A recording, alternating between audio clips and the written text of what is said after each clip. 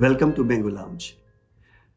ایک بہت ہی commonly used freeze ہے جب کسی پروگرام میں مہمان کا تعارف کرایا جاتا ہے کہ ان کی ذات کسی تعارف کی محتاج نہیں. عام طور پہ یہ ایگزیجریشن ہوتی ہے. میرے ساتھ آج جو مہمان ہیں ان کی ذات یقیناً کسی تعارف کی محتاج نہیں. میرے ساتھ ہیں اوریہ مقبول جان صاحب.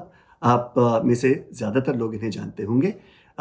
جرنلسٹ ہیں, سوشل پولیٹیکل اینالسٹ ہیں, بہت سے پاکستان کے اداروں کے ساتھ منسلک ہیں. ہماری عین خوش قسمتی اور ان کی عین نوازش ہے کہ انہوں نے اپنی ناسازی طبیعت کے باوجود ہمیں وقت دیا. ہمارا ارادہ یہ پروگرام تھوڑا پہلے ریکارڈ کرنے کا تھا, 14 اگست کے قریب, اور اس کی مناسبت سے ہم پاکستان کے نظریہ یعنی آئیڈیالوجی آف پاکستان کے بارے میں بات کرنا چاہتے تھے. تھوڑی دیر ہو گئی اسے, لیکن نظریہ پاکستان کی گفتگو جو ہے آج بھی یقیناً اتنی ہی ریلیونٹ ہے. تو اوریہ صاحب, آپ کا بہت بہت شکریہ, آپ نے ہمارے لیے وقت نکالا. جی شکریہ بہت بہت آپ کا, آپ نے مجھے بلایا, بڑی عنایت نوازش.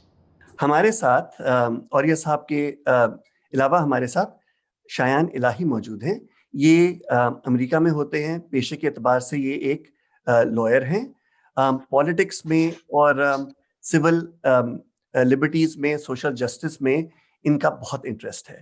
تو یہ میرے ساتھ اوریہ صاحب کے ساتھ گفتگو میں شریک رہیں گے. شایان, آپ کا بہت شکریہ ہمیں جوائن کرنے کا. آپ کا شکریہ بلانے کا. اوریہ صاحب, تقریباً میرا خیال ہے کہ 6ٹھی جماعت میں تھا میں پاکستان میں جب معاشرتی علوم کا سبجیکٹ پڑھنا شروع کیا ہم نے. اس میں پاکستان کا جو کریشن آف پاکستان ہے, پاکستان کے بننے کے بارے میں پڑھا. میٹرک تک ہم معاشرتی علوم پڑھتے رہے. انٹر میں پھر پاکستان اسٹڈیز پڑھا. جب میں میڈیکل کالج میں گیا تو اس زمانے میں میڈیکل کالج میں بھی پاکستان اسٹڈیز کا مضمون شامل کر دیا گیا تھا. تو تھرو آؤٹ دیز ایئرس, تمام سالوں میں پاکستان کی کریشن کے بارے میں ضرور ایک چیپٹر رہتا تھا ہمارے معاشرتی علوم میں. لیکن بہت دیر سے, بلکہ جب تک میں پڑھتا رہا اس وقت تک تو مجھے ٹھیک سے اس کا آئیڈیا ہوا ہی نہیں تھا. بہت دیر سے تھوڑی سی سمجھ میں آئی کہ پاکستان بننے کے محرکات کیا تھے اور نظریہ پاکستان کیا تھا. میں چاہتا ہوں کہ آپ ہمیں آج کا پروگرام سٹارٹ اس چیز سے کریں کہ آپ ہمیں اپنی انڈرسٹینڈنگ بتائیے کہ نظریہ پاکستان ہے کیا. دیکھیں, 1901 سے لے کے 1990 لے گئے آج تک, یا ایون 2022 تک لگا لیں, تو یہ پورے کا پورا 120 سال کا جو عرصہ ہے یہ بڑی تبدیلیوں کا عرصہ ہے اور نظریاتی تبدیلیوں کا عرصہ ہے. پہلی جنگ عظیم جب ختم ہوئی تو دنیا جو تھی یہ بڑی لوس جو تھی اس نے سکڑ کے مختلف علاقوں میں تقسیم ہونا شروع کیا. اور 1920 میں آپ کا پاسپورٹ کا ڈیزائن آیا, 1922 کے اندر تقریباً ویزا ریگولیشنز آئیں, اور 1924 میں آپ کے بارڈر سیکورٹی فورسز آئیں, اور ایک تصور پیدا ہو گیا کہ ہر ایک قوم جو ہے وہ ایک نیشن ہے اور اس کی ایک سٹیٹ ہونی چاہیے. اور اس کے حساب سے ہم نے پوری دنیا کے اندر ہم نے لکیریں کھینچ کے پوری دنیا کو ایک چڑیا گھر کے اندر تقسیم کر دیا. لیکن اس سے پہلے ہم نے 100-200 سال 3-4 باڈی آف نالج بنائے تھے, جن میں سوشیولوجی تھا, اینتھروپولوجی تھا, پولیٹیکل سائنس تھا, اور بہت سارے تھے. اور جس میں ہم نے یہ ثابت کیا تھا کہ دنیا جو ہے اس میں قومیں 4 وجہ سے ہو سکتی ہیں. ایک تو علاقے کی وجہ سے, ایک علاقے میں جو لوگ اکٹھے رہتے ہیں وہ ایک قوم ہے. ایک نسل کی وجہ سے, ان کی ایک کاکیشینز ہیں یا کوئی اور یا کرد ہیں, وہ ایک قوم ہو سکتے ہیں. پھر رنگ کی وجہ سے اور زبان کی وجہ سے. ان چاروں کے علاوہ ہم نے کسی اور چیز کو ایٹریبیوٹ ہی نہیں کیا تھا. ہاں, اس کے علاوہ یہ تھا کہ نظریاتی بہت کشمکش شروع ہوئی تھی 1917 میں, جو بولشوک انقلاب آیا روس کا, اس نے پوری دنیا کی حیات ترکیبی بدل کے رکھ دی, اور انہوں نے ثابت کیا کہ نہیں, مزدور بھی ایک بہت بڑی قوم ہوتی ہے اور مزدور بھی ایک قوم ہونی چاہیے. پھر سیکنڈ ورلڈ وار کے آتے آتے دنیا مزید تقسیم ہونا شروع ہوئی. تو برصغیر پاک و ہند ایک ایسا خطہ تھا کہ جس کے اندر اس کو آزادی ملنے کے قریب تھی, کیونکہ امریکنز نے جس وقت برٹن ووڈ ایگریمنٹ کیا تھا تو سیکنڈ ورلڈ وار سے پہلے یہ طے کیا تھا کہ کولونیل پاورز اب نکل جائیں گی, وہ اپنے فرانس اپنی جگہ پہ واپس چلا جائے گا, انگلینڈ اپنی جگہ پہ واپس چلا جائے گا, اور ان کو آزادی دے دی جائے گی. تو پھر ہم نے آزاد ہونا تھا. ایسے موقع کے اندر پاکستان ان تمام نیشنز کے بالکل آڈ بنا ہے. مثلا مصر والوں نے کہا تھا کہ ہم تو نائل کے رہنے والے ہیں، فرعون مصر کی اولاد ہیں، ایک ہماری نیشن ہے، ہمیں ہمارا ملک دو، انہوں نے دے دیا. عراق والوں نے کہا بابل اور نینوا کی سرزمین ہے، ہمورابی کے قوانین ہمارے تھے، ہینگنگ گارڈن اور ببلونیا ہمارا تھا، ہمیں دے دو. یہاں تک کہ دنیا کو جب تقسیم کرنے کا موقع آیا تو لگزمبرگ اور بیلجیم جیسے ملک جو کبھی فرانس کا حصہ تھے، انہوں نے کہا نہیں، ہماری بادشاہ علیحدہ تھی، ہماری ٹریڈیشن رہتے، انہوں نے وہ ملک علیحدہ. پورچوگل جیسا ملک جو ہے بڑی ٹریڈیشن رکھتا تھا، اس کو بالکل علیحدہ اینٹیٹی کے طور پہ تسلیم کر لیا گیا. تو پاکستان اور انڈیا جب آزاد ہونے کے وقت صورتحال آئی تو بنیادی طور پر انڈیا جو ہے یہ انگریز کے آنے سے پہلے کبھی ایک ملک نہیں تھا. کبھی تاریخ یہ کہتی ہے کہ 110 اور کو ملا کے 250 سال جو تھا یہ ایک ملک تھا انڈیا، ایک یونٹی کے طور پہ. کچھ جو تھے وہ چندرگپت موریہ والا جو مورین امپائر اور کچھ گپتا امپائر. اس کے علاوہ یہ 500 700 ریاستوں کا، راجوں مہاراجوں کا ایک مجموعہ تھا جس کو انگریز نے آ کے یونائٹ کیا اور اس نے ایک اینٹیٹی بنائی انڈین سب کانٹیننٹ کی اور اس پہ اس کو رول کیا. اب جس وقت علیحدگی کی صورتحال کا ہوا تو اس وقت مسلمان جو تھے ایک ایسی اقلیت میں تھے کہ جو اقلیت ہوتی ہے ٹرنی آف میجورٹی کے خلاف ہمیشہ آڈ میں رہتی ہے. مثلا آج 15% جو ہیں مسلمان ہیں انڈیا کے اندر. اگلے 200 سال تک نہیں سوچ سکتے اس جمہوریت کے راستے سے کہ وہ کبھی بھی اپنے حقوق لیں گے، کئی میئر لگ جائیں گے، کبھی ان کا وزیر اعظم ہی آ جائے گا، کبھی کچھ اور. اسی طرح 14 سے 15% مسلمان ہیں اسرائیل کے اندر. وہ جو ریگولر 1% 1 ووٹ کے حساب سے وہ کسی طور پہ آگے نہیں آ سکتے. تو ایک ٹرنی آف میجورٹی کی صورتحال جو تھی تو مسلمانوں نے ہمیشہ اپنے آپ کو سیپریٹ اینٹیٹی کے طور پہ تسلیم کرانے کی کوشش کی. اسی لیے آپ کو یاد ہوگا کہ 46 جو الیکشن تھے وہ سیپریٹ الیکٹروٹ کی بنیاد پہ ہوئے، یعنی مسلمان کا علیحدہ ووٹ ہوگا اور ہندو کا علیحدہ ووٹ ہوگا، اس طرح کی صورتحال بلٹ اپ ہوگی. اور یہ بنیادی طور پر اس لیے پیش آیا کہ اس برصغیر میں رہنے والے جتنے بھی مسلمان تھے وہ سمجھتے تھے کہ اسلام بنیادی طور پر صرف ریچولز کا نام نہیں بلکہ ایک کوڈ آف لائف کا نام ہے کہ جو ہمیں کھانے پینے کے اصول بھی علیحدہ بتاتا ہے، اٹھنے بیٹھنے کے اصول بھی علیحدہ بتاتا ہے، لا کے اصول بھی علیحدہ بتاتا ہے. تو ایک موومنٹ چلی کہ جس کو پذیرائی ملی. اسی لیے پاکستان کا ایسنس جو تھا وہ بنیادی طور پر ان تمام کریٹ کی گئی 199 ممالک سے بالکل مختلف تھا. ان کا چاک اگر چوکور تھا تو پاکستان کا چاک جو ہے یہ گول تھا، کیونکہ پاکستان آئیڈیولوجیکل بیس کے اوپر بنایا ہوا ملک تھا. جہاں پر اکثر اوقات ایک لوگ بہت تھیوری پیش کرتے ہیں تاکہ آپ بات اس کو ختم کروں گا تاکہ آگے بات ہو سکے کہ یہ ملک پنجابیوں نے، پٹھانوں نے، بلوچوں نے اور سندھیوں اور بنگالیوں نے مل کے بنایا ہے. یہ بالکل اس کے الٹ بنا ہے.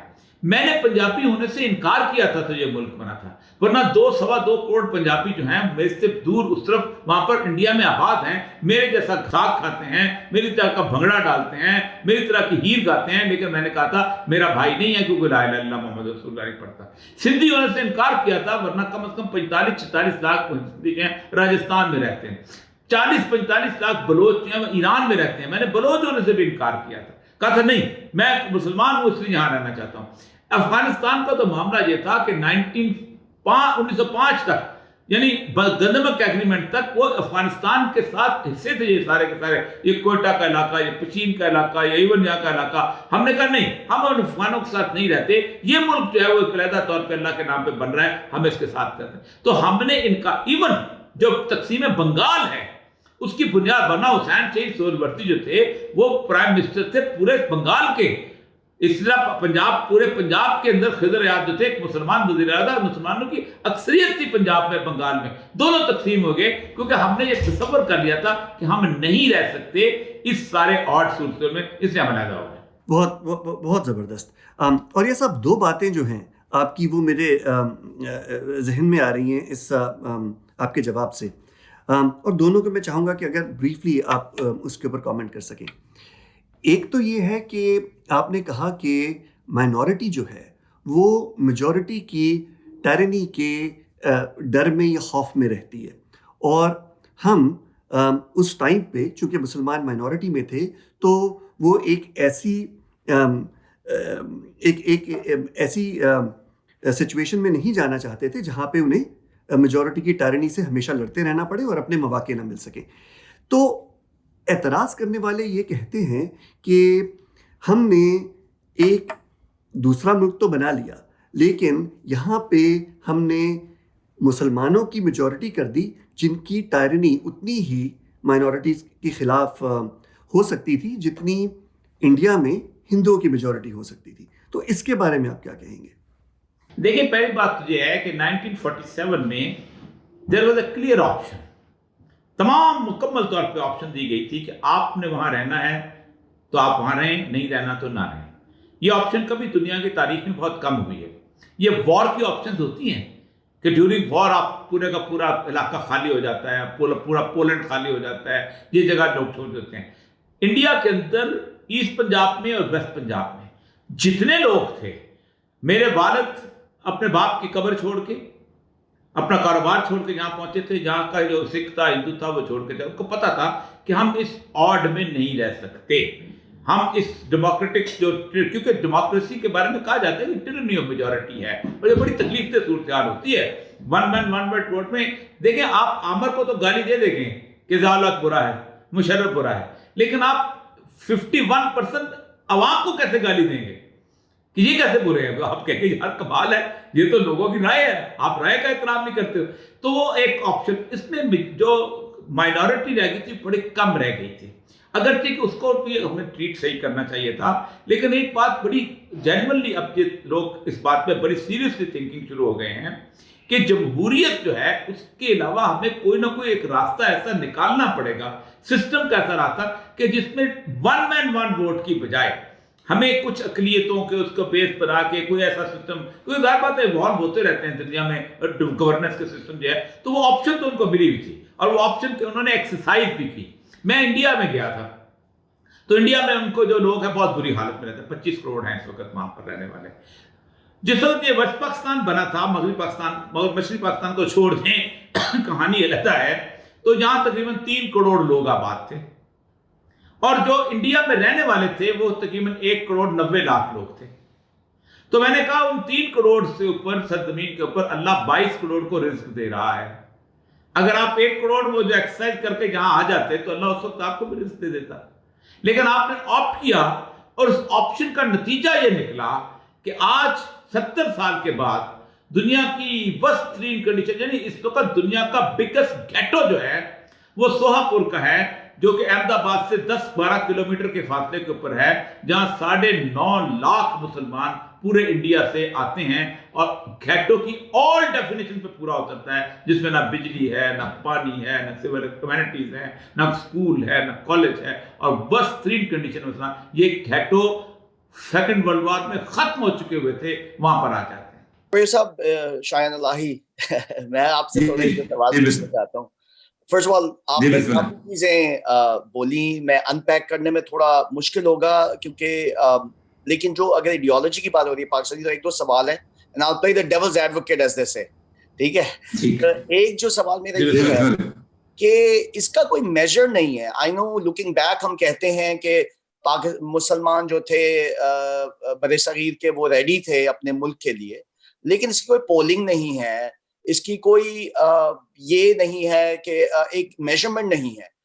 کیونکہ اگر دیکھیں ہم کہ جنہوں نے پاکستان کی ریزولوشن کو پش کیا وہ عام لوگ تو نہیں تھے نا، ان میں تو بہت سارے امیر اور وڈیرے اور ویل اسٹیبلشڈ لوگ تھے. And again it's nothing against them, لیکن that is just a fact.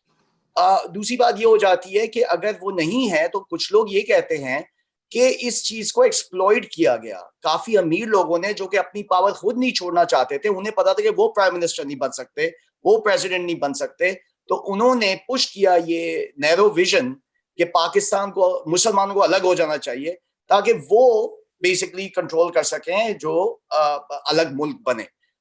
اس کے بارے میں آپ کا کیا خیال ہے؟ یہ آرگیومنٹ ہم شور آپ نے سنا ہوگا مے بی ڈفرنٹ طریقے سے. اور دوسرا سوال میں پوچھ لیتا ہوں، اگر آپ اس پہ بھی فالو اپ کر لیں، کہ بیلفور ڈکلریشن اور پاکستان ریزولوشن میں پھر کیا فرق رہ جاتا ہے؟ اگر ہم کہیں کہ ریلیجن کے بیسس پہ ملک بنے گا اور لوگوں کو حق ہے ایک جگہ رہنے میں، انگلینڈ کا قبضہ تھا ہمارے بر صغیر پہ، انگلینڈ کا قبضہ تھا، وہ ان کا مینڈیٹ تھا پورے عرب علاقے میں، تو انہوں نے یہاں پاکستان دے دیا، وہاں اسرائیل دے دیا، تو پھر کیا فرق بن جاتا ہے بیلفور ڈکلریشن اور پاکستان ریزولوشن؟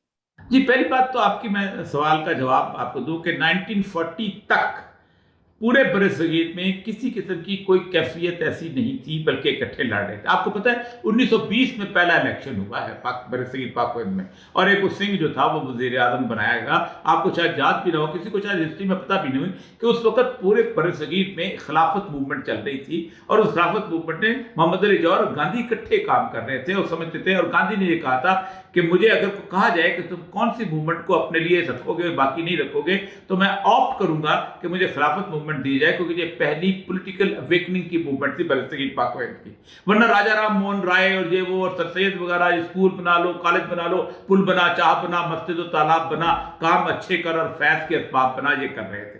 لیکن 1940 سے آن ورڈ جس طرح تبدیلی آئی ہے, آپ خود سوچیں کہ صرف پنجاب کی بات میں آپ کو بتاؤں کہ وہ آل فیوڈل ریپرزینٹیٹیو جن کے انہوں نے باقاعدہ سیٹیں بنا دی تھیں وہ واش آؤٹ ہو گئے ہوئے تھے. ایسے مسلم لیگ کے پارلیمنٹ سیکرٹری تھے جو سائیکل پہ کمپینیں کیا کرتے تھے, اور اس کے بعد یہی حال جو ہے بنگال میں انہوں نے بنگال میں بھی بالکل مکمل طور پہ انہوں نے سویپ کر دیا تھا. تو وہ نئی چیز نکل اب صرف اس بنیاد کے اوپر کہ چونکہ چند وڈیروں نے اس کو لیڈ کیا تھا تو ہم اس کو کہہ دیں کہ جناب یہ غلط ہے. جس نے بھی لیڈ کیا تھا اس وقت لیڈرشپ تھی یہی, کیونکہ ظاہر بات ہے 1857 کے بعد سے انگریز نے باقاعدہ کانسٹیچوئنسی بنائی تھی. یہ چودھری نثار علی خان کے دادے کی کانسٹیچوئنسی ہے, یہ شاہ محمود قریشی کے پردادے کی کانسٹیچوئنسی ہے, یہ چودھری سر فضل علی کا باپ دادا کی کانسٹیچوئنسی ہے. اس کو اس نے ریزیڈنٹ مجسٹریٹ لگایا, اس نے آنرری کیپٹن لگایا, اس نے وہاں پر اور تحصیلدار لگایا, لوگوں کی ضروریات کو ان کے ساتھ مجتمع کیا,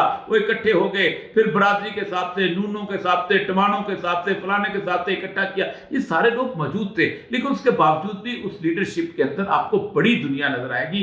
تو ایک تو یہ چیز تھی کہ وہاں پر ایک موومنٹ, ایک فضا موجود تھی, اس سے انکار نہیں کیا جا سکتا. اگر انکار نہ کیا, اگر یہ فضا موجود نہ ہوتی تو آپ سوچ سکتے ہیں کہ ایک اٹک سے لے کے اور گڑگاؤں تک ہر شہر میں لوگ قتل کرنے دوڑ پڑے ایک دوسرے کو.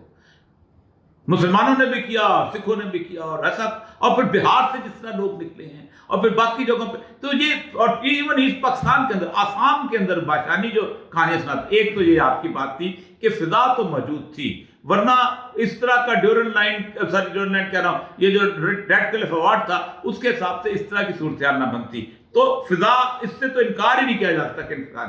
اب آتے ہیں آپ کے بالفور ایگریمنٹ کے طور پر.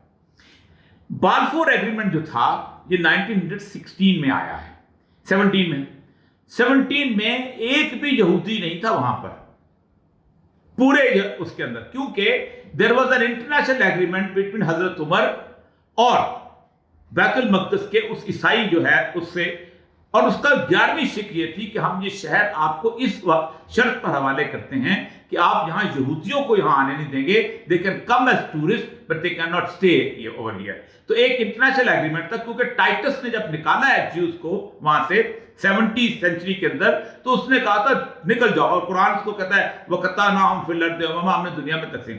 تو آپ نے وہاں پر بیٹھ کے ایک طے کیا کہ every Jew living in any part of the world is to be considered as one nation. Number 1, یہ بالکل ایسے ہی ہے کہ پاکستان کا علاقہ خالی ہوتا اور انگریز یہ کہتا سعودی عرب سے بھی لوگ لے آؤ, مصر سے بھی لوگ لے آؤ, ایران سے بھی لوگ لے آؤ, عراق سے بھی لوگ لے آؤ, اور یہاں کے لوگوں کو, مقامی لوگوں کو تو یہاں سے خارج کرو, وہاں یہاں کے آنا بات کر دو.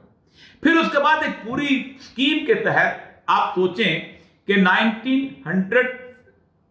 1921 میں پہلا ایلیا جو ہے وہ جب گیا ہے, اور تل ابیب میں 60 لوگ تھے ان کے پاس, جس میں راک شیلڈ خود تھا, اور انہوں نے وہاں جا کے ایک علاقہ خریدا.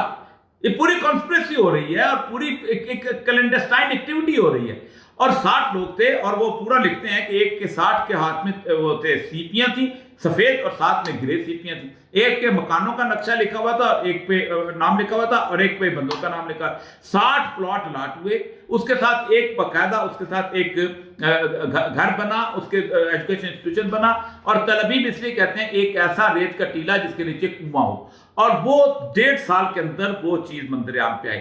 کوئی بندہ ایسا نہیں تھا جو اپنے ساتھ بندوقیں لے کے نہ آتا ہو, لوگ لے کے نہ آتا ہو, زمینیں. اور ہوا یہ کہ انہوں نے یروشلم کو کچھ نہیں کہا, آپ خود سوچیں یروشلم اس کے اندر نہیں شامل تھا، انہوں نے باقی پورا علاقہ جو ہے اس کے اندر ریگستان کے اندر آبادی شروع کی، اور جب 48 کے اندر جب انہوں نے اعلان کیا تو سارے لوگ جو تھے ایک مکمل آرمی کے طور پہ ٹرینڈ ہو کے وہاں بیٹھے ہوئے تھے ٹوک اوور۔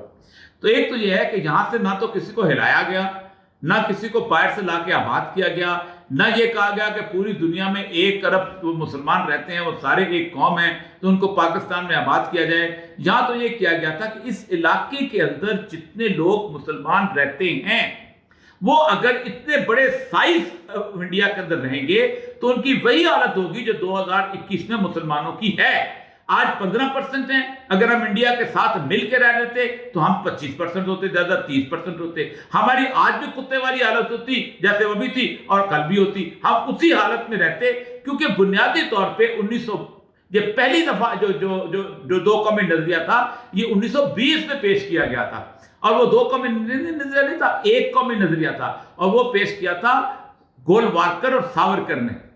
اس کی جو کتاب ہے ہندوتوا وہ پڑھے، 1922 میں وہ آئی ہے۔ اس نے کہا تھا کہ یہ جو برصغیر پاک و ہند کی سرزمین ہے یہ دیوتاؤں کی سرزمین ہے، بڑی مقدس سرزمین ہے، اور اس میں صرف ان قوموں کو رہنے کا حق حاصل ہے جو صدیوں سے یہاں آباد ہیں، مثلا راجپوت ہیں، مثلا جاٹ ہیں، مثلا اس طرح کے اور لوگ ہیں، اور وہ جو قومیں باہر سے آئی ہیں جیسے سید ہیں، ارائی ہیں، شیخ، ان لوگوں کا کوئی حق حاصل نہیں، یہ ملیچ ہیں، انہوں نے دھرتی کو ناپاک کر دیا، اس کو ہم صاف کر دیں گے۔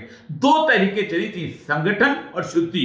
شدھی کی تحریک یہ تھی کہ واپس لے کے آؤ، سنگٹھن یہ کہ زبردستی لے کے آؤ۔ اس کی بنیاد کے اوپر 1925 میں راشٹریہ سیوک سنگھ بنا تھا، اور جب 1947 کے اندر انہوں نے کانسٹیٹیوشن، سیکولر کانسٹیٹیوشن ڈرافٹ کرنے کی کوشش کی انڈیا نے، تو انہوں نے کہا تھا we don't believe this territorial jurisdiction of a nation, ہم اس علاقائی اس کو نہیں مانتے کہ جو یہاں رہتا ہے وہ اس کا ملک کا شہری ہے، نہ، یہاں صرف ہندو شہری ہو سکتا ہے۔ ایسی حالت کے اندر، ایسے نظریے کے اندر، ایسی صورتحال کے اندر انتہائی بیوقوفی تھی اس وقت، انتہائی عقل مندی کا ثبوت دیا گیا تھا کہ پاکستان کو علیحدہ کر لیا تاکہ ہم ریت آف ہندو سے بچ سکیں۔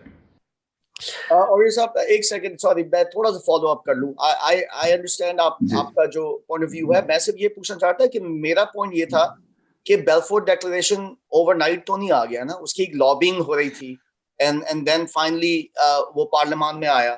اسی طرح پاکستان ریزولوشن جو ہے وہ اوور نائٹ نہیں آیا، جس طرح آپ نے بولا فورسز تھیں already which were active in the society, پھر اس سے پاکستان ریزولوشن آیا، پاکستان بینگ میں آیا۔ اور آئی گیس میں آپ سے اب یہ پوچھوں گا فالو اپ کے طور پہ if you don't mind، کہ یہ کہنا کہ وہاں یہودی کوئی نہیں تھا is probably not exactly accurate، کیونکہ بیلفور اگریمنٹ کے بعد آپ بالکل ٹھیک کہہ رہے ہیں، لوگوں نے زمینیں اور ٹریننگ اور کبوتس اور یہ سب بننے شروع ہو گئے تھے اس علاقے میں، اور اسکرمشز شروع ہو گئی تھی عربوں میں اور یہودیوں میں جو باہر سے آ رہے تھے۔ لیکن اگر آپ ہسٹوریکل پرسپیکٹو دیکھیں، اور آپ نے قرآن کو مینشن کیا، تو وہ یہ کہتے ہیں جی تورا میں تو ہے کہ حضرت داؤد کے بعد سے ہمیں وعدہ تھا اللہ کا، ان کی یاوے کا، کہ یہی ہماری قوم ہے اور یہی ہمارا لینڈ ہے۔ تو میں صرف یہ کہنا چاہتا کہ یہ آرگومنٹ جو ریلیجس ایڈیالوجی بیسڈ آرگومنٹس ہوتے ہیں وہ آپ کے خیال میں اتنے زیادہ ایبسٹریکٹ نہیں ہوتے کہ ان پہ اگر ملک بنایا جائے تو وہ پھر انٹرپریٹیشن کے تھرو ڈائلوٹ ہو جاتے ہیں اوور ٹائم؟ جس طرح ابھی دیکھیں پاکستان مسلمان، پاکستان تو بن گیا، لیکن آپ ایتھنک اسٹرائف دیکھیے اس میں، تو ideology is not enough to keep, religious ideology is not enough to keep people together۔ آپ نے کہا تھا کہ پنجابی نے پنجابی چھوڑ دیا، Pathan, that is not necessarily what happened, right؟ اور یہ صاحب وہ جیسے ہی ہڈے تو فوراً شروع ہو گئے تھے ایتھنک اسٹرائف پہ، اور پھر وہ ایکسپلائٹ کیے پالیٹیشن۔ جی میں دیکھیں، پہلی بات تو یہ ہے کہ آپ اس ہسٹوریکل فیکٹ کو کریکٹ کر لیں کہ بالفور ایگریمنٹ جو ہے وہ کبھی بھی پارلیمنٹ میں پیش نہیں ہوا۔ یہ ایک وزیر اعظم بالفور کا خط تھا روتھشیلڈ فیملی کو، اور it was kept secret for about 25 years. ایک تو بات تو یہ بات ہے کبھی بھی اس کو۔ دوسری بات یہ تھی کہ یہ ایک 1694 آنورڈ جس وقت بینک آف انگلینڈ کا چارٹر لیا گیا ہے، اور اس وقت جس طرح ہوسٹیج بنایا گیا تھا مقروض کر کے انگلینڈ کو، یہ اس سے چلا تھا، اور اس کے ساتھ ساتھ انہوں نے اس کو انفلوئنس کیا تھا۔ اور آج اگر آپ تھوڑی سی بھی کوئی بندہ جو ہے इकोनॉमी की जो स्टडी कर लेता है वो समझता ये है कि ये आर्टिफिशियल क्रेडिट क्रिएशन जो है इसकी बुनियाद के ऊपर कैसे उसको होस्टिल बनाया गया था, तो खुद उसको अंदाजा हो जाएगा। और वो बेसिकली एक खास लेवल की लॉबी, उस पर बहुत इतराज़ करते हैं। वो कहते हैं हाँ कभी पढ़े कि हमने जब बरतानिया से हमने ये एग्रीमेंट किया कि हमें एक मुल्क चाहिए किसी जगह का, तो बरतानिया बारफुट से 1 साल पहले की नेगोशिएशन आप पढ़ें, उनके हैरान हो जाएंगे आप उसके अंदर इंडिया ऑफिस लाइब्रेरी के। तो हमने उन्हें कहा था हमें नाइजीरिया दे दो, क्योंकि नाइजीरिया में यहूदी काफ़ी हैं। तो उन्होंने कहा नहीं, हम तुम्हें वहाँ भेजेंगे जहाँ तुम्हारा प्रॉमिस लैंड है, क्योंकि उनको खतरा ये था बरतानिया को कि अगर यहूदी नाइजीरिया में चले गए तो ये अफ्रीका का सारे जितने भी रिसोर्स काबू कर लेंगे, और ये तो कमाल का सोना इनके पास आ जाएगा, तेल इनके पास आ जाएगा, दिमाग इनका चलता है, ये तो कमाल कर देंगे। उन्होंने कहा हमने इसको, गोरे ने हमें ऐसे फंसाया कि हम यहाँ कत्ल होते रहे, हमें मरते रहे, हमें कुछ करते रहे। और वो बाकायदा सीरियस डिस्कशन है इसके ऊपर। सिर्फ ज़ायनिज़्म की एक पर्टिकुलर लॉबी जो थी, जो कि अपना वो थी जिसमें डेविड बिन गुरियान था, जो कि फ्रांस से उठ के आई थी, वो चाहती थी कि नहीं, एक यहाँ पर एक प्रॉमिस लैंड जो है वो आए, और वो उसको उन्होंने इस्टेब्लिश कर लिया।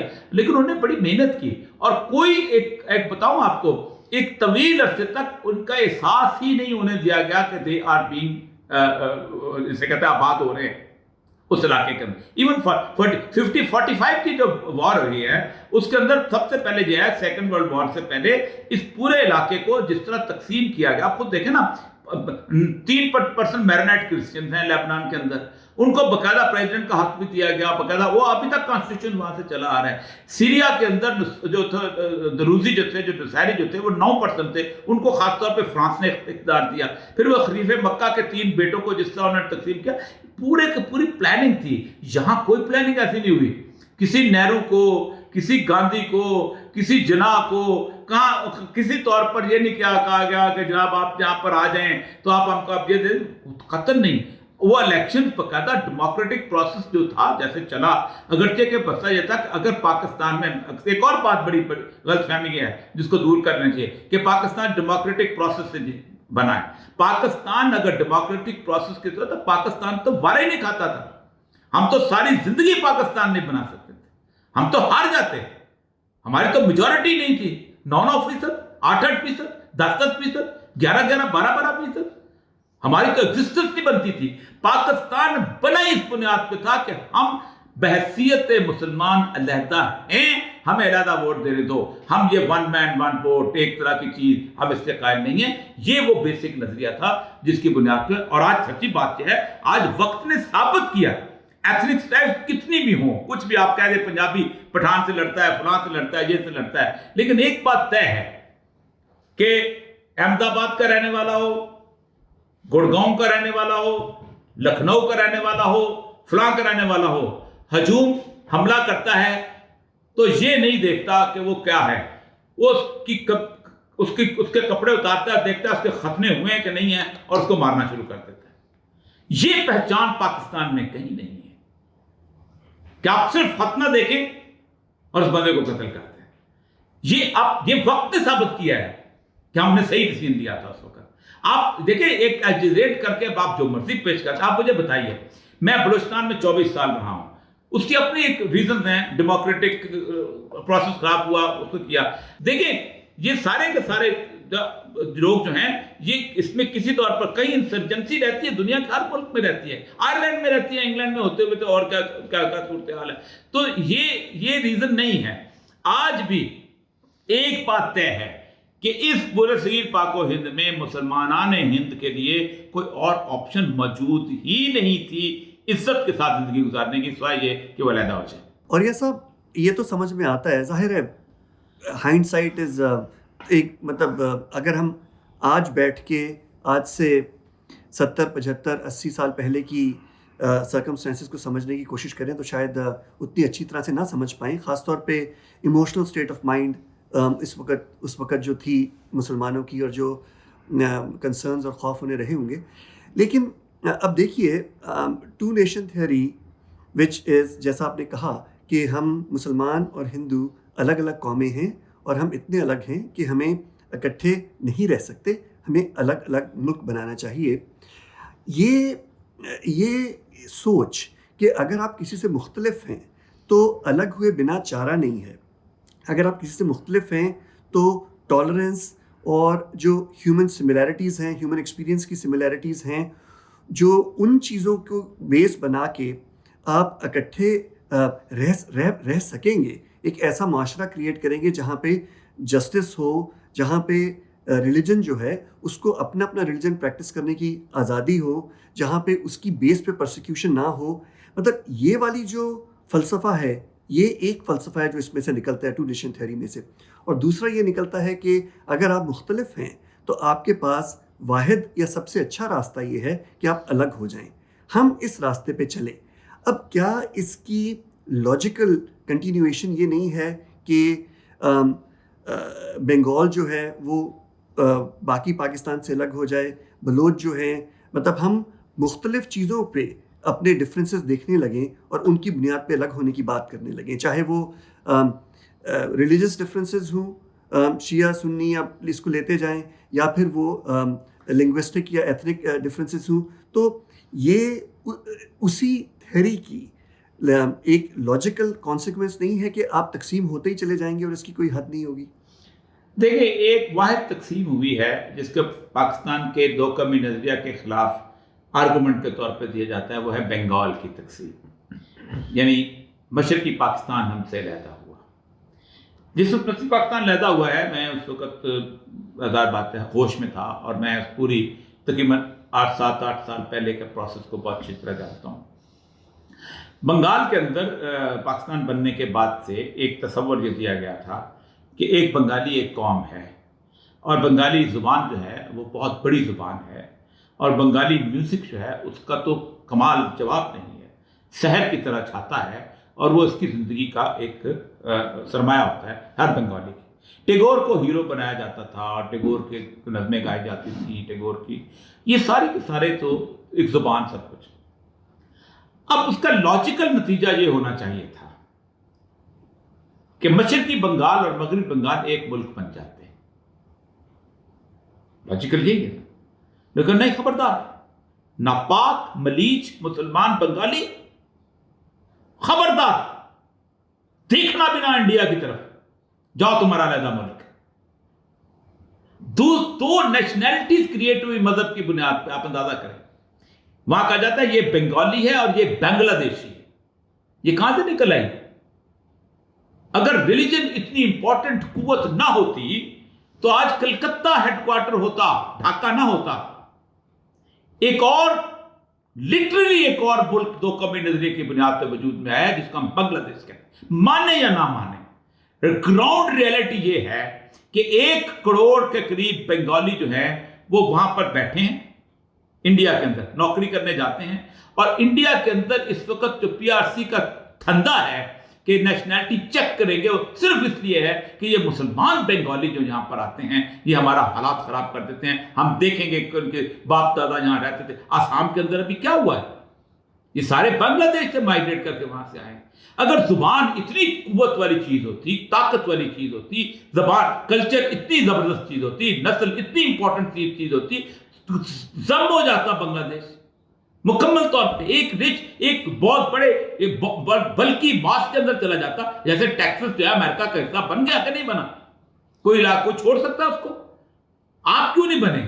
اس کی بنیادی وجہ یہ تھی کہ اس برصغیر پاک و ہند کے اندر رہنے والے مسلمانوں کو اندازہ تھا کہ مقابلے پہ جو قوم موجود ہے وہ ہمارے ساتھ مکس ہو کے کبھی رہنے کا تصور ہی نہیں کر سکتے.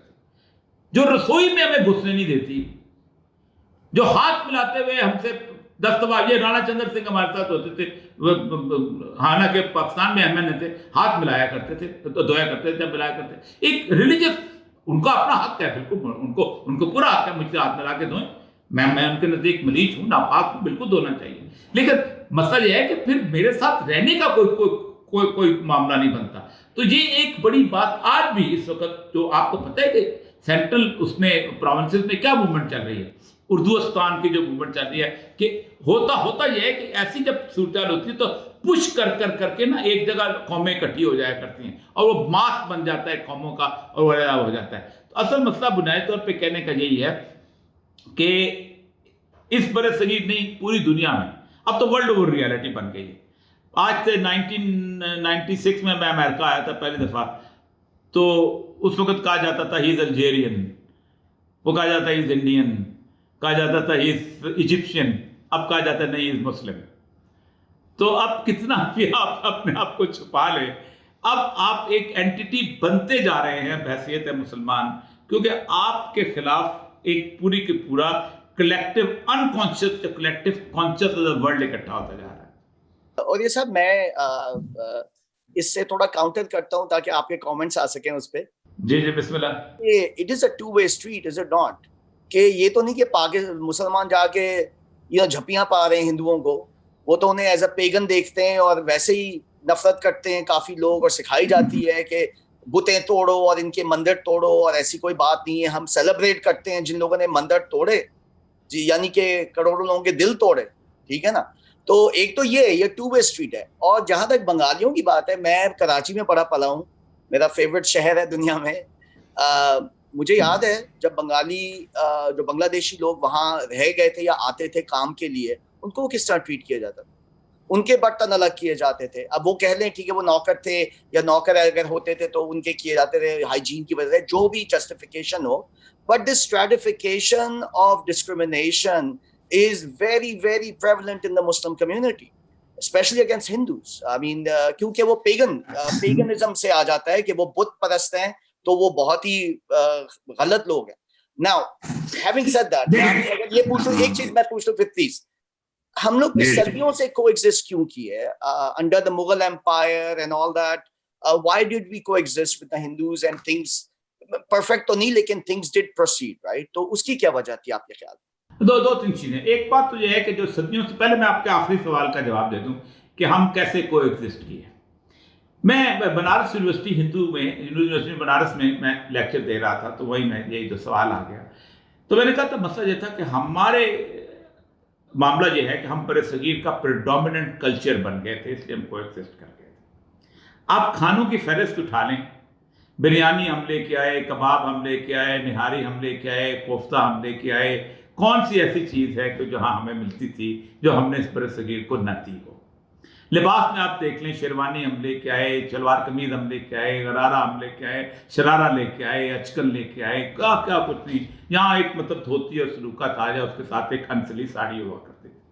اس کے بعد آپ اور آگے آ جائیں، آپ غزل ہم لے کے آئے، مرثیہ ہم لے کے آئے، ربائی ہم لے کے آئے. کون سی ایسی صنف سخن تھی جو مسلمانوں کے آنے سے پہلے یہاں پر موجود تھی؟ حالت یہ ہو گئی تھی کہ جب پنڈت دیا شنکر نسیم نے کو اپنی لکھی ہے کتاب نظم زیر عشق، تو سب سے پہلے اس نے حمد لکھی ہے، پھر اس نے منقبت لکھی ہے، پھر اس نے نعت لکھی ہے، پھر اس نے کہا ہے کہ بستی میں تھا ایک سوداگر اور بیٹی اس کی تھی پتہ نہیں ہنسی، اس طرح کا. یعنی وہ باقاعدہ اس ٹریڈیشن کے ساتھ جاتا ہے. پھر پوری کی پوری آرکیٹیکچرل تاریخ جو ہے، یعنی ڈوم ہم لے کے آئے، پٹرا ورک ہم لے کے آئے، اسٹرپوٹریسی ہم لے کے آئے، آرچت ہم لے کے آئے. کوئی ایسی چیز نہیں. میں جنتا لورا کی غاروں میں گیا ہوں، آپ اندازہ کریں، سوائے ایک چھوٹی سی اس کے اندر گفا کے اندر لے جا کے، باقی جتنے بھی چیزیں ہیں، خواہ وہ آپ اپنا ٹائل موزائک پینٹنگ لے لیں، وہ سارے کی سارے ہمارا پریڈومیننٹ کلچر تھا. ایک تو یہ تھا. دوسرا یہ تھا کہ ہم ہندو جو تھا یہ ایک یونٹی کے طور پہ کبھی نہیں تھا، راجوں مہاراجوں کے طور پہ یہاں رہا کرتا تھا.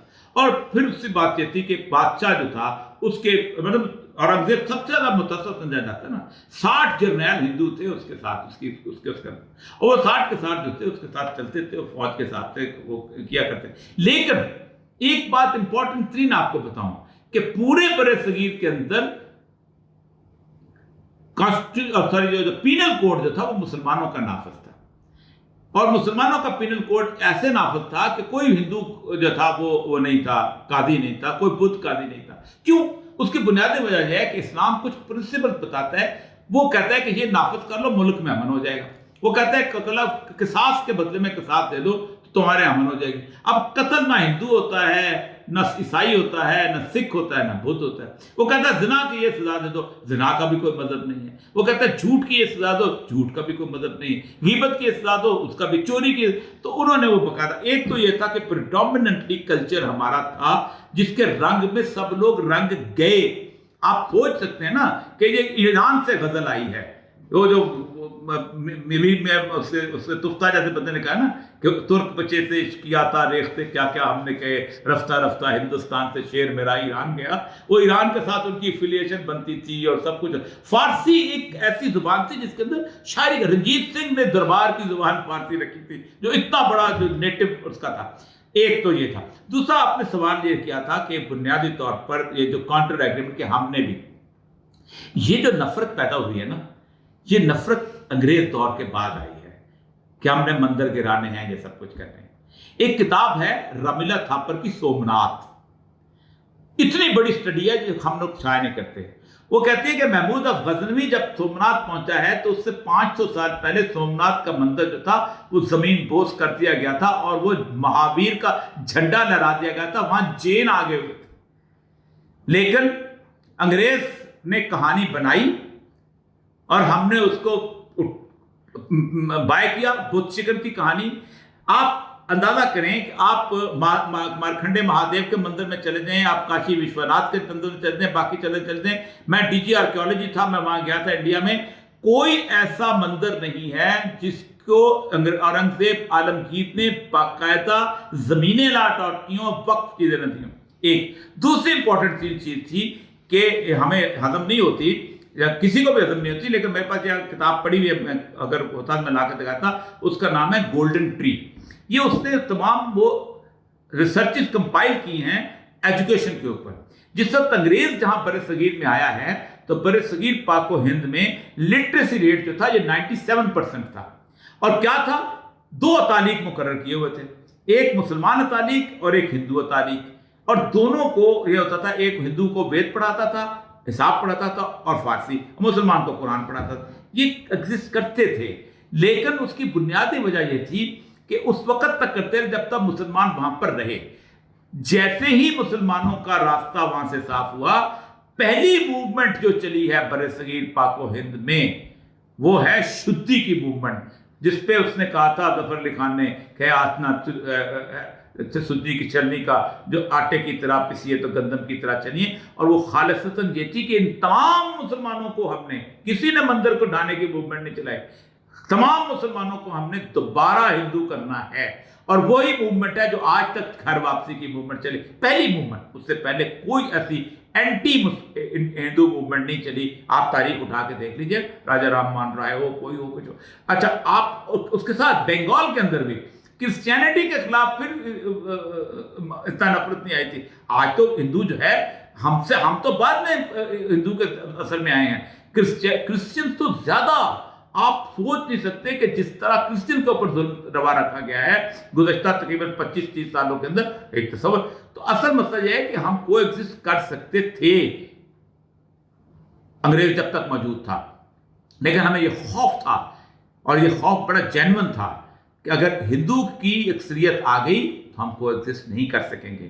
جس ملک کے ہر ریلوے اسٹیشن کے اوپر ہندو پانی اور مسلم پانی علیحدہ بکتا ہو، کوئی ریلوے اسٹیشن ایسا نہیں تھا بر صغیر کا جس کے اندر پانی مسلمانوں کا علیحدہ نہ ہو. آپ بنگالیوں کی بات کرتے ہیں، ہندو پانی علیحدہ، مسلمان ہندو بنگالی. اور جہاں تک انہوں نے بنگالیوں کی بات کی ہے، یہ بنگالی 71 کے بعد جہاں رہے ہیں. میں نے بنگلہ دیش میں سوال کیا تھا، میں نے کہا تھا 71 سے پہلے مجھے بتاؤ کوئی ایک بنگالی انڈیا میں نوکری کرنے گیا تھا؟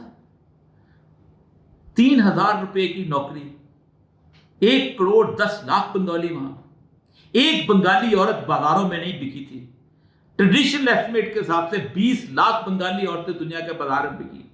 آج بھی 50,000 بنگالی عورتیں جو ہیں ہر سال بامبے کے اندر اور کلکتہ کے اندر بازاروں میں جا کے بٹھائی جاتی ہیں. اور 75% جو پروسٹیٹیوٹ ہیں کلکتہ کے بازار حسن کی، وہ بنگلہ دیش سے آتی ہیں. اور وہ نہیں آتی، پاورٹی کی وجہ سے آتی ہیں. اور تیسرا، اس جگہ پہ میں اور ہمارے والدین جانے، ہم نے کبھی بنگالی کو نہیں دیکھا تھا. میں چاگی میں 1997 میں ڈپٹی کمشنر تھا، میرے پاس 3 کوک بنگالی تھے، اور وہ 3 ماہ سے 4,000 کا تنخواہ لے کے بنگلہ دیش بھیجتے تھے. کفتان میں بھی تھے، نوکنڈی میں بھی تھے، کوئٹہ میں بھی تھے. یہ کیسے ہوا؟ مسئلہ سر یہ ہے کہ ریالٹی اور چیز ہوتی ہے، فارکس ریزرو اور چیزیں. جتنے مرضی آپ بتاتے ہیں، میں بھی بتا دوں گا فارکس ریزرو کیسے. اور یہ صاحب میں تھوڑا سا موضوع کو بدل رہا ہوں. ابھی خیر ہے تو آئیڈیالوجی ہی کی بات, لیکن تھوڑا سا اس کو ریپ اپ کریں ان دا انٹرسٹ آف ٹائم. 2 اور باتیں میں نے سنی ہیں. ایک تو یہ کہ جو تصور پاکستان تھا اس کی ایک لمیٹیشن یہ ہے کہ وہ سارے مسلمان جو ہندوستان کی دیکھیے جو جیوگرافکلی پیریفری میں تھے, جو پاکستان ایسٹ اور ویسٹ پاکستان بنا وہ تو آسان تھا, موومنٹ بھی وہاں پہ لوگوں کے لیے اور ان کا الگ ہونا بھی آسان تھا.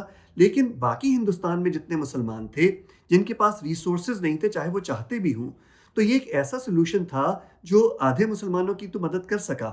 لیکن وہ سارے مسلمان جو انڈیا میں رہ گئے, جو نہیں آ سکتے تھے, نہ صرف یہ کہ یہ سلوشن ان کے لیے تھا ہی نہیں, بلکہ ان کو شاید اور زیادہ مشکل میں ڈال گیا, کیونکہ اب انہیں اپنی لائلٹی کو جسٹیفائی کرنے کے لیے مزید مشکلات کا سامنا ہوتا ہے.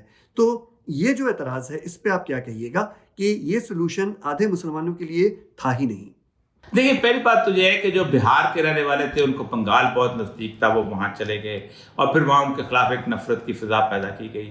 یو پی اور سی پی کی تو آپ اندازہ کریں کہ 1958 تک لوگ آتے رہے ہیں یہاں پر.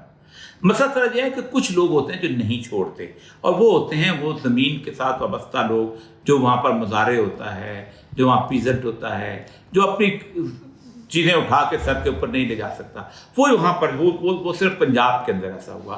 کیوں نہ ایون سندھ کے اندر بھی کسی نہ کسی حد تک لوگ رہ گئے, بلوچستان کے کچھ علاقوں میں رہ گئے, یقیناً تھا. لیکن کیا اس ایک ایسی پاپولیشن جس کو ایک آپشن بھی موجود ہو کہ آپ دوسری طرف جا سکتے ہیں, اس کی بنیاد پہ ایک بڑے کیٹاسٹرافی جو کہ آج انڈیا فیس کر رہا ہے. دیکھنا 1982 میں 2 بندے تھے بی جے پی کے, لیکن اس کے پیچھے کم از کم 50 سال کی پوری موومنٹ تھی, اور اس موومنٹ میں ایک آرمڈ موومنٹ تھی, بجرنگ دل کی موومنٹ.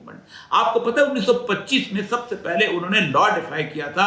قانون یہ تھا کہ مسجد کے سامنے بینڈ باجا نہیں بجانا. انہوں نے 25 میں بینڈ باجا بجا کے لا ڈیفائی کیا تھا کہ مسجد کی ایسی کی تیسی ہم بجائیں گے, اور فسادات ہوئے تھے ناگپور کے اندر 1925.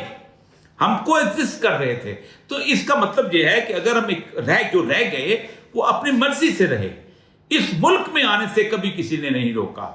58 تک لوگ آتے رہے ہیں, حالانکہ 1951 میں سٹیزن شپ ایکٹ بن چکا ہوا تھا. یہاں آ کے رہتے رہے ہیں, ایڈجسٹ ہوتے رہے. آج کراچی کا کرائسس کیا ہے؟ کراچی میں تو اس لیے کہ علیحدہ رہ گئے تھے. پنجاب میں تو ہمارے پڑوس میں ارد گرد یہ ماڈل ٹاؤن سے لے کے ہر جگہ سارے اردو اسپیکنگ لوگ تھے جو وہاں پر ایڈجسٹ ہوتے رہے. اور ان کو آج وہ جانتے بھی نہیں کہ اردو کا بھی زبان ان کی ہوتی تھی. وہ آج وہ پنجابی اسی طرح بولتے ہیں, آج وہ باقی چیزیں بھی اس طرح بولتے ہیں. ایک تو بنیادی آرگومنٹ یہ ہے کہ ایک بڑے کاز کے اندر اگر آپ یہ سمجھتے ہیں کہ ایک بندہ جو ہے اسی کا آپ ذمہ داری لیں گے تو غلط ہوتا ہے. جس طرح کہا جاتا ہے کہ جب آپ ٹیررزم کے خلاف, جب آپ انسرجنسی کے خلاف آپ آخر میں طے کرتے ہیں تو اس کا مطلب یہ نہیں ہوتا کہ ہر بندے کو مار کے آپ ایک اوور آل سلوشن کرتے ہیں. اور اوور آل سلوشن جو تھا وہ بہت بہتر نکلا تھا. وہاں پاپولیشن وہاں مسلمانوں کی اب بڑھتی جا رہی آ رہی ہے. وہ ہندو ویسے چیختے ہیں, یہ بچے بھی پیدا کرتے ہیں, اب اس کا کوئی علاج نہیں, ہم کیا کر سکتے ہیں. بلکہ اور یہ صاحب اسی اس کے اوپر سیگوے ملتا ہے کہ اس وقت ہندوستان میں شاید 20 کروڑ کے قریب مسلمان ہیں,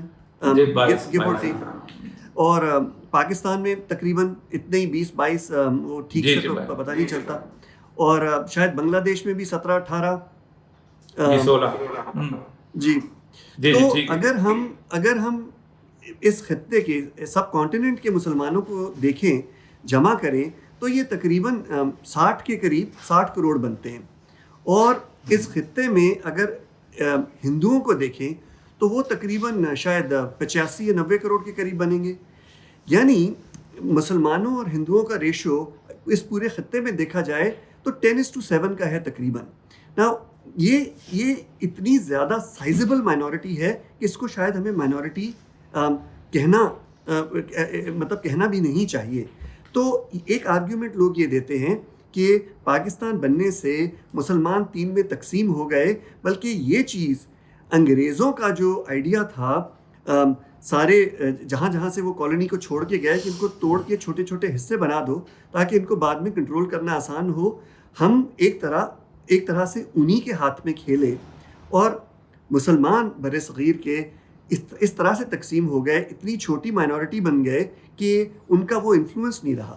جس طرح اب تو خیر ساؤتھ افریقہ میں بھی حالات بہتر ہیں, جس طرح امریکہ میں ریسزم رہی ہے کہ اوور ٹائم جب ایک سائزبل مائنورٹی ہو تو جیسے جیسے مورل اور ایتھیکل ویلیوز ڈیولپ ہوتی ہیں, ایک ڈیموکریٹک سسٹم چلتا ہے تو لوگ ایک دوسرے کے لیے جگہ بناتے ہیں. تو آرگیومنٹ یہ ہے کہ اگر مسلمان اکٹھے ہوتے تو کیا یہ اوور آل مسلمانوں کے لیے بہتر چیز نہ ہوتی؟ دیکھیں, وقت کے ساتھ ساتھ یہ ڈیموکریٹک سسٹم نے یہ ثابت کیا ہے کہ وقت جگہ انسان نہیں بناتا بلکہ زیادہ سے زیادہ تلخ ہو جاتا ہے. ابراہیم لنکن کے زمانے کا امریکہ جو ہے اس کی بو باس آج پھر دوبارہ نظر آنا شروع ہوتی ہے امریکہ کے اندر. ڈیموکریٹک سیٹ اپ میں آپ کی ہاسٹیلٹیز جو ہیں ہمیشہ, الیکشن جو ہے نا اس کا پروسیس بڑا عجیب و غریب ہے. الیکشن بیس کرتا ہے ہاسٹیلٹیز کے اوپر, وہ کسی بھی قسم کی بھی آپ ہاسٹیلٹیز لیں, اس کا ڈھنگ رنگ ہی آتا ہے. ایک بات تو یہ, دوسری بات آپ نے جو بڑی 7 اور 10 کی جو ریشو کو بتائی ہے, پہلی بات تو یہ ہے کہ 97% کشمیری جو تھے انہوں نے کیا کر لیا؟ کچھ نہیں کیا بیچارے. 1 لاکھ شہید, حیران کن حد تک. پھر سب سے بڑی بات یہ ہے کہ میں 2007 میں جب انڈیا میں گیا تھا تو پورے انڈیا کے اندر کشمیر کے خلاف ایک نفرت تھی کہ انہوں نے ہمیں مروا دیا ہے, لوگ ہم پہ ٹرسٹ نہیں کرتے, ہم جہاں عزت سے رہ رہے تھے ہم تو یہ کر رہے تھے وہ کر رہے تھے, دیکھو کشمیر کا نام لینا مشکل ہوتا تھا. میں 2016 میں جب گیا ہوں تو ہر بندہ کشمیر کا نام لیتا تھا کہ کشمیری ٹھیک بولتے تھے, ہمیں ان کا ساتھ دینا چاہیے تھا. دیکھیں, کچھ قوموں کی انہیرنٹ صورتحال ہوتی. کیوں آئرلینڈ کی شکل مختلف ہے برطانیہ والوں سے؟ ایک کاکیشین ریس, ایک جیسے لوگ, کوئی کلمہ علیحدہ ان کا, ایک جیسے ان کا چرچ بھی, ان کی عبادات کا تصور بھی, ہر ریس کی کچھ ایٹریبیوٹس ہوتے ہیں.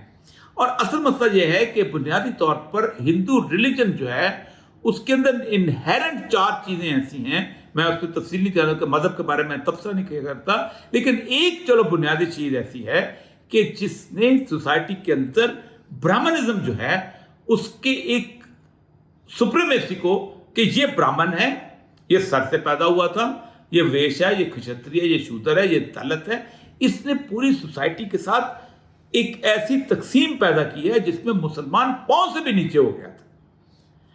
آپ خود سوچیں نا کہ ہمارے باپ دادا یہی کہتے تھے کہ ہندو پانی اور مسلمان, اگر وہ مسلمان پانی جو تھا وہ ہندو پانی سے چھو لیتا تھا تو وہ گھڑا توڑ دیا کرتا تھا. یہ نارمل روٹین کی بات ہوتی ہے. یہ جو رسوئی میں آپ گھس گئے یا کچھ کر دے وہ گنگا جل آ جائے گا, یہ وہ. آج بھی میں بلوچستان میں یعنی 24 سال گزارے, وہاں ہندو ہیں. ایک گنگا جل ایک گاؤں میں تھا, چھاپا مارا. ہندوؤں کا کاروبار بہت ہوتا ہے, یہ شراب کا, ایکسائز کا, ہزار بات. مسلمانوں کے کھاتے میں, وہ مسلمان ان کے کھاتے میں پیتے ہیں, تو وہ اس کے گھر میں چھاپا پڑا ایکسائز والے کا. تو اس بیچارے نے, وہ جب اندر داخل ہوا تو ایک جگہ انہوں نے بنائی ہوئی تھی ایسی جہاں وہ رسوئی, جہاں وہ کھانا پینا ہوتا تھا, وہ سپاہی اندر داخل ہو گیا. وہ باقاعدہ گنگا جل منگوا کے اس نے اس کو دھویا. اور یہ انہیرنٹ چیزیں ہوتی ہیں, اگرچہ کہ وہاں فالوئنگ نہیں ہے اس طرح کی, لیکن اس کے باوجود بھی میں آپ کو ایک بات بتاؤں, بڑی سٹونچ فالوئنگ ہے ہندوازم کی. کیونکہ ہندو جو ہے یہ مذہب ہے, اس کا مطالعہ کریں, it's more of a culture. یہ ریلیجن اتنا نہیں ہے, کلچرل پیٹرن بڑی مشکل سے نکلتے ہیں انسانی زندگی کے اندر. رنگا رنگی ہے, مطلب 65,000 تو دیوی دیوتا ہیں. آپ خود سوچ رہے 10 اوتار جو ہیں ہندوؤں کے اپنے نہیں ہیں. گوتم بدھ ان کا اوتار ہے جو کہ ٹوٹل ان کے اگینسٹ آیا تھا. گرو نانک ان کا اب اوتار بن چکا ہے جو کہ ٹوٹل ان کے اگینسٹ آیا تھا. انہوں نے کہا نہیں, یہ اس کو انہوں نے ایبزارب کر لیا as a part of religion. یہاں مسلمان کی گنجائش نہیں بنتی تھی وہاں پر اس علاقے. اور یہ صاحب اف آئی مے, انہوں نے کافی ہمارے پیر فقیروں کو بھی ایبزارب کیا, وہ ایبزارب کرنے کے لیے تیار ہیں. لیکن آپ نے بولشوک کی بات کی تھی تو میں ایک نقطہ اٹھا دوں کہ یہ caste system is obviously amoral, ہم سب سمجھتے ہیں, لیکن بہت سارے ہندو اب اس کو پریکٹس نہیں کرتے, وہ الیگل بھی ہے وہاں. اور کیا یہ سچ بات نہیں ہے کہ باقی دنیا میں مسلمان ملکوں میں پاکستان میں بھی کاسٹ سسٹم کا نام کچھ اور ہے لیکن پریکٹس اسی طرح ہوتا ہے. بالکل ٹھیک ہے. دیکھیں کاسٹ سسٹم نکل نہیں سکتا آپ نہیں ہوگے تو اکنامک کاسٹ سسٹم آ جائے گا. وہ جو کارل مارکس نے جو کہا ہے کہ بورژوا ہے, پیٹی بورژوا ہے, اور اس کے بعد وہ جو پرولتاریہ ہے وہ تو اس طرح کا آ جائے گا. وہ کہیں نہ کہیں انسان نے ایک دوسرے کو نفرت تو کرنی ہے اور اپنے آپ کو بڑا تو ثابت کرنا ہے, لیکن وہ انہیرنٹلی ابھی بھی پریکٹس کرتے. دیکھیے پوری کی پوری جو لڑائی ہے اپنا وہ جو ہے اپنا وہ کیا نام ہے خاتون جو بہار کی ہیں, مایاوتی کی اور ان لوگوں کی اور لالو پرساد یادو کی, جو بی جے پی سے لڑائی کیا ہے, دلت اور برہمنزم کی لڑائی, اور روٹس میں ہے, گھسی ہوئی روٹس کے اندر. اور آپ سوچ سکتے ہیں کہ وہ اس حد تک برا سمجھتے ہیں یہ کیوں نہرو کے خلاف ہوئے تھے یہ سارے کے سارے بی جے پی والے, کہ اس نے اس کو جگجیون رام کو اس کے اندر لے آیا تھا. اور سب سے بڑی بات تھی تو کہتے کہ یہ جو امبیڈکر ہے اس کو تم نے کانسٹیٹیوشن بنانے کے دیکھا, یہ دلت ہم اس کے ساتھ کرسی پہ بیٹھے, اور آج تک وہ چلا آ رہا ہے. یہ رہتا ہے. سب سے پہلے کہ تکلیف سے بات پتہ کیا ہوتی ہے, وہ کاسٹ سسٹم جس کو ریلیجن سینٹیٹی دے دے, تھپکی دے دے, وہ بہت برا ہوتا ہے. اور یہ صاحب ایک ماڈرن ڈیموکریسی میں ریلیجن کو اور اسٹیٹ کو الگ رکھنے کی بات ہوتی ہے. تو وہ ملک جو نظریاتی ہیں, ہم اس وقت پاکستان کی مثال لیتے ہیں کہ کیا نظریہ پاکستان نے اس چیز کو مشکل بنا دیا ہے کہ ہم ریلیجن کو, مذہب کو اور اسٹیٹ کو الگ الگ کر سکے پاکستان میں؟ دیکھیں یہ نعرہ لگا تھا 1900 کے اندر تقریباً, اس سے پہلے چلتا آ رہا. 1797 کے اندر ریلیجن روسو نے, لاک نے, اور اس کے ساتھ ساتھ خاص طور پہ والٹیئر نے یہ نعرہ لگایا تھا religion has business with the state. اس کی بنیادی وجہ یہ تھی کہ چرچ جو تھا وہ بہت حاوی ہو چکا ہوا تھا, اور اتنا زیادہ حاوی ہو چکا تھا کہ 1000 لوگ جو تھے ان کو اکٹھا کرنا اور ایک بڑے میدان میں لے کے آنا اور آگ لگا دینی. ہائیڈلبرگ میں کتابوں کی جو آگ ہے وہ پتہ نہیں کتنے دن جلتی رہی ہے, ساری دنیا کی کتابیں لگا, اس وجہ سے انہوں نے نعرہ لگایا تھا.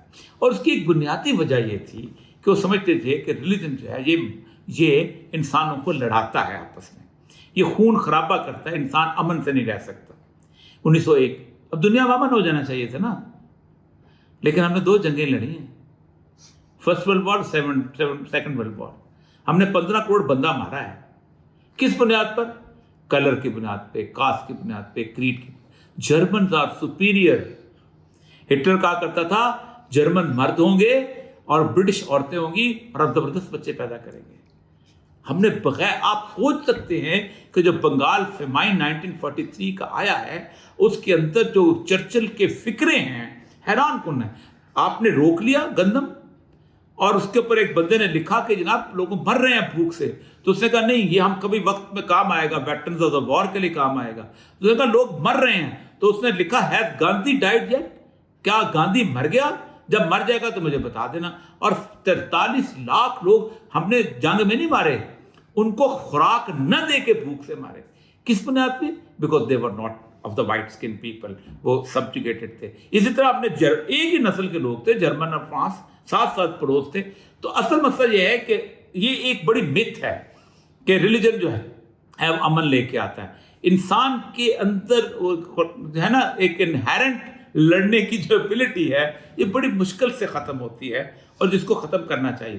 دوسری جہاں تک اس بات کا تعلق ہے, اسلام ایک بیسیکلی سیٹ آف رولز بتاتا ہے کہ جو آپ نے نافذ کرنے ہیں, جس کے لیے آپ اس دنیا کے اندر آئے ہیں. ایک پرنسپل اس کا ہے جس کے لیے رسول اکرم صلی اللہ علیہ وسلم نے مدینہ کی ریاست قائم کی اور اس کو نفاذ کر کے دکھایا. نہیں نافذ ہو نانو.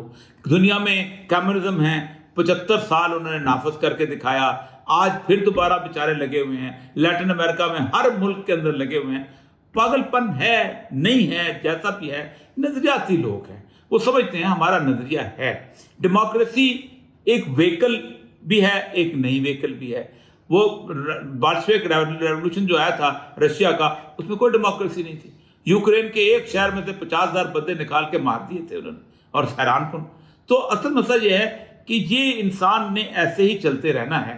میں اگر کوئی تھیوری, فلاسفیکل تھیوری ہے نا, وہ یہی ہے کہ جو پیس جو ہے اچیو نہیں ہوتا, اندر ایسی اس کے اندر کوئی لڑنے کی, مرغوں کے لڑنے والی ایبلٹی بنی ہوئی ہے کہ بس تو بہتر ہے کسی آئیڈیالوجی کے لیے لڑ لیا جائے.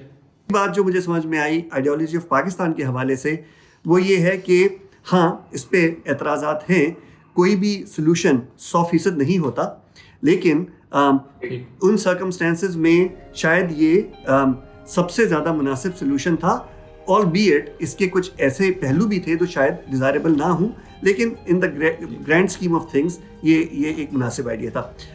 اور یہ صاحب بہت بہت شکریہ اس گفتگو کا.